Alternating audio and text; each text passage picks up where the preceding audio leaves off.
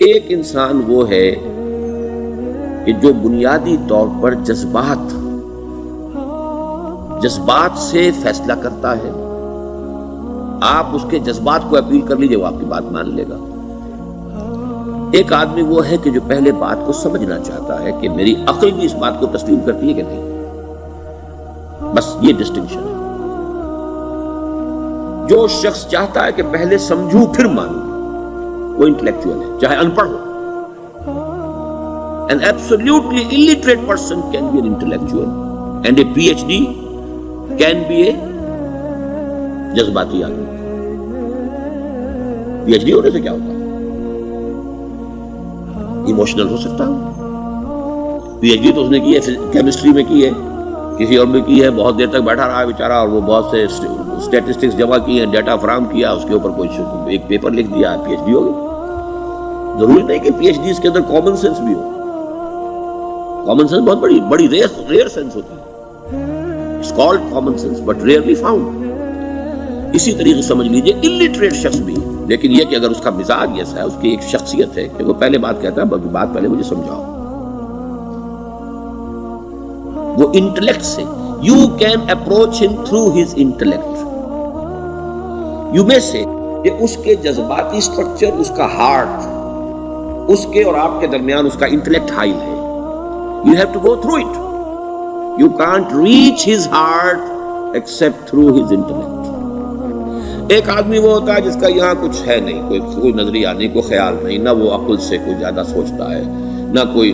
آپ نے اس کے اچھی بات کہی، اس کے دل میں اتر گئی. از دل خیزت بر دل ریزت. خلوص کے ساتھ آپ نے ایک بات کہی، بات اچھی تھی، اس کی فطرت نیک تھی، اس نیک فطرت کو بات جا کے اپیل کر گئی. And he starts going with you.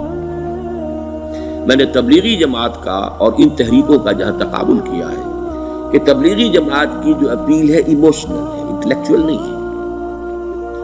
وہ ایموشنلی اپروچ کرتے ہیں، اور جو ایموشنل پیپل ہیں وہ فوراً ریسپونڈ کرتے ہیں، پھر انہیں وہاں سے وہ اچک لیتے ہیں. نکلو اب اس ماحول سے، 3 دن کے لیے آؤ، 40 دن کے لیے آؤ، 4 مہینے کے لیے آؤ، جو بھی آؤ، 3 چلے لگاؤ، تاکہ ایک نئے ماحول میں لا کر ان کی جو ہے وہ ایک خاص قسم کی وہ ذہنی اور ان کی ایک مزاج کی ساخت بنا دی جائے.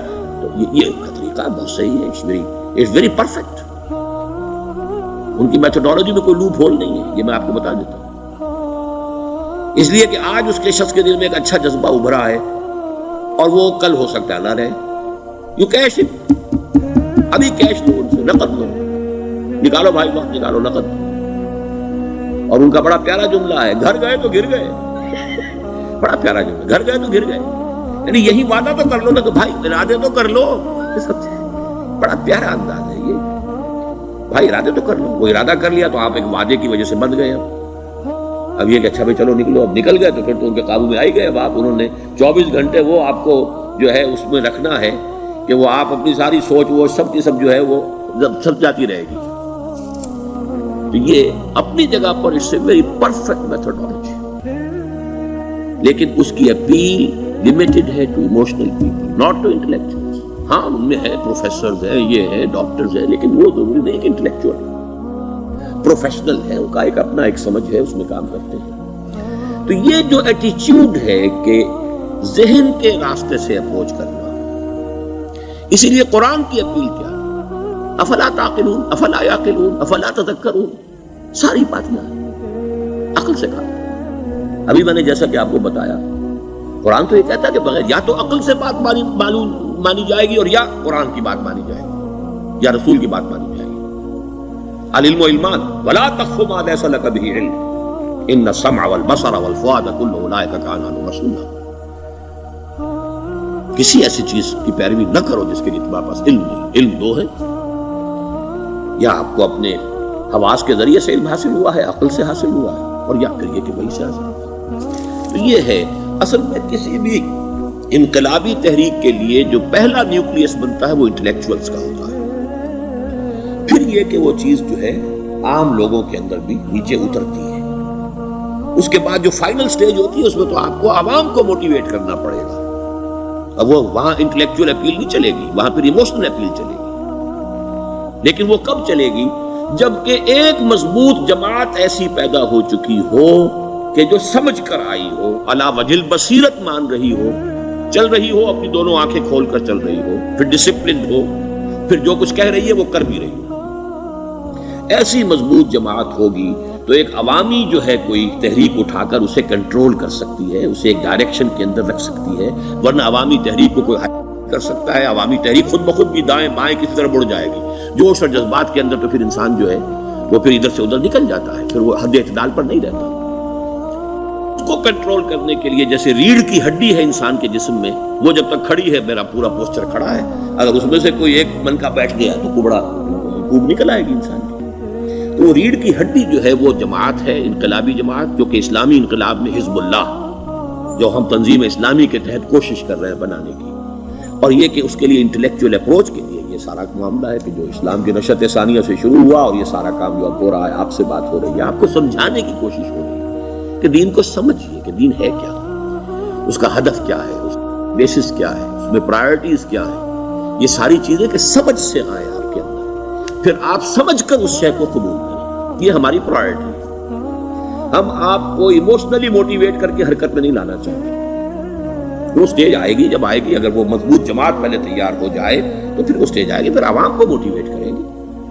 اور اس وقت میں سمجھتا ہوں کہ اگر کوئی ایسی شکل ہمارے ذریعے سے اللہ نے پیدا کر دی تو مجھے یقین ہے کہ تبلیغی جماعت کے لوگوں کی بہت بڑی تعداد جو ہے کھنچ کر آ جائے گی، جیسے ویکیوم میں کوئی چیز کھنچ جاتی ہے۔ لیکن جبکہ انہیں معلوم ہو جائے کہ ہاں دین واقعتاً یہ کوئی اقتدار کی جنگ نہیں ہے، یہ کوئی اور مسئلہ نہیں ہے، کوئی اس بے شک و شبے سے بالا تر بات نہیں ہے، خالص دین کا مسئلہ ہے، اور اس کے اوپر کوئی تحریک شروع ہوئی تو پھر وہ نکل آئیں گے۔ حضور کے زمانے میں بھی سمجھ لیجئے، جیسا کہ میں نے کہا، الٹریٹ ہونا اور بات ہے، لیکن یہ کہ انٹلیکچوئل جو ہے وہ اسٹرکچر آف پرسنالٹی ہوتا ہے، انٹلیکچوئل یا ایموشنل۔ یہاں پر ایک جملہ ذرا نوٹ کر لیجئے اگر آپ کے علم میں نہ ہو، جبران، خلیل جبران جو ہے یہ ایک عیسائی مصنف تھا، عرب لبنان کا، لیکن بہت بڑا ادیب تھا۔ تو اس کا ایک جملہ ہے، عقل سے روشنی حاصل کرو لیکن جذبے کے تحت حرکت کرو۔